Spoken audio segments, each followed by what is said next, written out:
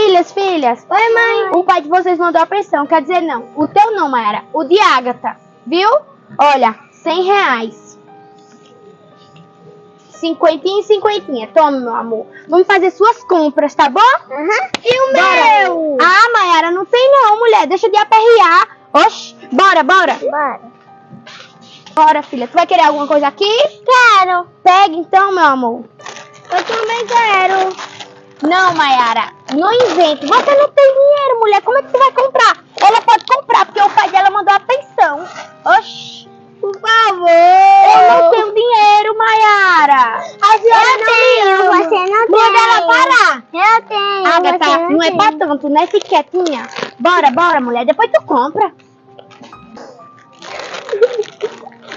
Que raiva, mãe, eu só amo a Agatha, nem me ama. Eu já sei, eu vou morar mais papai, ninguém gosta de mim.